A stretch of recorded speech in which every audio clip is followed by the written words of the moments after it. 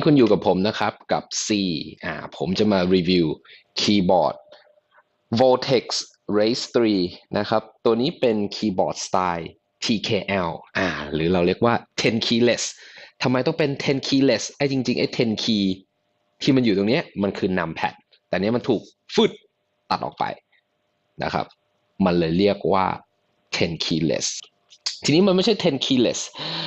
แบบปกตินะตัวนี้มันคือ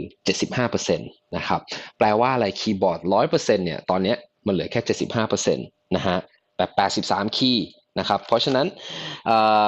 อาจจะถูกใจสำหรับคนที่ต้องการเรียกว่าไงworkspace ที่มากขึ้นก็คือโต๊ะคุณก็จะมีที่ทำงานมากขึ้นนั่นเองนะครับโดยการที่ลดไซส์ของคีย์บอร์ดคุณก็ไปวางอย่างอื่นได้ที่คุณต้องการบนโต๊ะนะครับเมาส์สำหรับเกมเมอร์เมาส์ก็สามารถที่จะใกล้ตัวได้มากขึ้นอยู่ตรงจุดกึ่งกลางได้มากขึ้นอันนี้ก็แล้วแต่นะครับผมแต่สำหรับของผมเองตัวนี้เนี่ย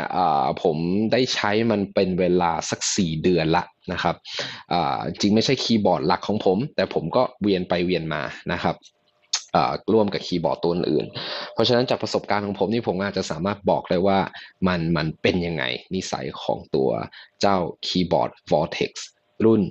Race 3ตัวนี้นะครับผมเบื้องต้นเลยนะครับ 75% 83 คีย์ที่มันแตกต่างกว่าคีย์บอร์ดปกติก็คือว่าเจ้าคีย์บอร์ดตัวนี้เห็นไหมครับตัวนี้ปุ่มเนี่ยเขาเรียกว่า DSA Profile นะครับ Profile คืออะไร Profile ก็คือว่าความเรียกว่าไงความรูปทรงอย่างนี้ดีกว่านะครับจะว่าความชันก็ไม่เชิงนะฮะแต่ละโปรไฟล์ก็จะมีหลายความชันเอาอย่างนี้ดีกว่านะครับแต่รูปทรงของ Keycap เนี่ยก็จะมีอยู่หลายโปรไฟล์เหมือนกันตัวนี้เนี่ยเขาเรียกว่า DSA Profile นะครับถ้าคุณจะเห็นเนี่ย DSA Profile เป็นยังไงเป็นโปรไฟล์ที่ทุกคีย์มีความสูงเท่ากันและเหมือนกันทุกคีย์เลยนะครับไม่ว่าจะเป็น backspace ที่อยู่ตรงนี้หรือปุ่ม M ที่อยู่ตรงนี้นะครับเหมือนกันเลยเพราะฉะนั้นเนี่ยคุณจะเอา M นี้ไปใส่ตัว P จะเอาไปใส่ F8 ความสูงเท่ากันนะครับความรู้สึกต่างแน่นอนเวลาคุณพิมพ์นะฮะตอนแรกๆเนี่ยอาจจะไม่ชินนะครับแต่ผมก็ไม่ได้ติดอะไรนะอาจจะ adjust ปรับตัวเองนิดนึงนะฮะถ้าจะใช้ตัวนี้เป็นชีวิตประจำวันนะครับที่ผมชอบก็คือว่าตัวkeycap ที่ให้มากับคีย์บอร์ดรุ่นนี้มันเป็น PBT นะครับนั่นหมายความว่าเป็นพลาสติกอย่างหนาเลยนะครับไม่ลอกไม่หลุดแล้วก็ไม่ซีดไม่เหลืองนะครับหลังจากที่เราใช้ไปนะครับตัวหนังสือเนี่ยจะเป็นเขาเรียกว่า dye sublimation ในการสกรีนมันลงไปนะครับเทคนิคการปริ้น keycap ก็มีหลายแบบ dye sublimation คือการใช้สีดายนะครับก่อความร้อนทำให้พิกเมนต์ของสีเนี่ยซึมลงไปบนเนื้อพลาสติกผ่านความร้อนอย่างนี้ดีกว่านะครับdye sublimation ที่เขาเรียกกันนะครับข้อดีของการทำ dye sublimation คือสีเนี่ยติดลงไปบนเนื้อพลาสติกเลยเพราะฉะนั้นเนี่ยมันจะไม่มีวันลอกออกมามันเป็นส่วนหนึ่งของเนื้อพลาสติกไปแล้วนะครับผมนั่นก็คือข้อดีของ dye sublimation เพราะฉะนั้น keycap คุณภาพสูงใช่ไหมโครงสร้างอลูมิเนียมทั้งตัวนะครับตัวเขาเรียกว่าอะไรปรับระดับนะฮะคุณทำได้แค่2ระดับเท่านั้นเองระดับแรกคือระดับที่เราไม่มีไอตัวน็อตเนี่ย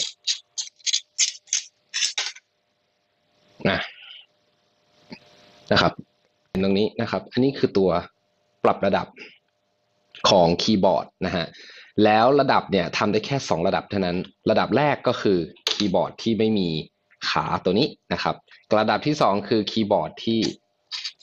เราใส่ปุ่มนี้ลงไปหมุนอย่างนี้นะครับผมใช้ระดับนี้จริงๆผมอยากจะให้มันสูงกว่านี้ซะอีกแต่มันทำได้แค่นี้นะครับอาจจะเหมาะแล้วแหละสำหรับ DSA Profile นะครับ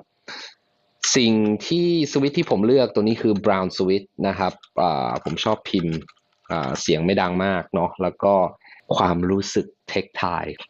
เพราะฉะนั้นเนี่ย Brown Switch เนี่ยเป็นอะไรที่เหมาะกับผมละของแถมที่อยู่ใน Vortex เนี่ยก็จะเป็นตัวดึงคลิกตัว ESC สีแดงนะครับกับปุ่ม Enter นี้ก็คือว่าผมเปลี่ยนจะเอานะครับซึ่งในชุดมันมีมาให้นะครับจริงๆแล้ว Keycap ตัวนี้เป็น Keycap ที่ดีมากๆเลยนะมันคุณภาพสูงมากคุณจริงๆไม่จำเป็นต้องดิ้นรนหา Keycap เปลี่ยนเลยถ้าคุณได้ชุดนี้มาแล้วนะครับสิ่งหนึ่งก็คือว่าถ้าคุณคิดจะเปลี่ยน Keycap จริงๆเนี่ยมันหายากมากเลยนะถ้าจริงๆคุณเซียนนะและอยากจะเปลี่ยน Keycap จริงๆนะมันจะหายากมากเลยสำหรับ ESC ตัวเนี้ยที่เป็น 1.5U นะครับแล้วก็ปุ่ม delete ตัวนี้คุณดูปุ่ม delete ตัวนี้ตัวนี้ก็ 1.5U เหมือนกัน 1.5U หมายความว่ายังไงตีต่างซะว่าปุ่มธรรมดาเนี่ยคือ 1U นะครับปุ่ม delete เนี่ยคือ 1.5 เท่าของไอ้ปุ่มเนี้ยนะครับเขาเลยเรียกกันว่า 1.5U นะเพราะฉะนั้นแล้วเนี่ยไอ้ปุ่มเนี้ยไม่ปกติและไอ้ปุ่มเนี้ยไม่ปกตินะครับเพราะฉะนั้นเนี่ย Vortex เนี่ยโดนด่ากันกระจุยนะครับว่าเอ๊ะทำไมใช้ปุ่มที่มีรูปทรงประหลาดอย่างนี้มันทำให้หา Keycap เข้ามาเปลี่ยนและใช้งานยากแต่ไม่เป็นไรนะครับถ้าเกิดคนไม่แคร์เช่น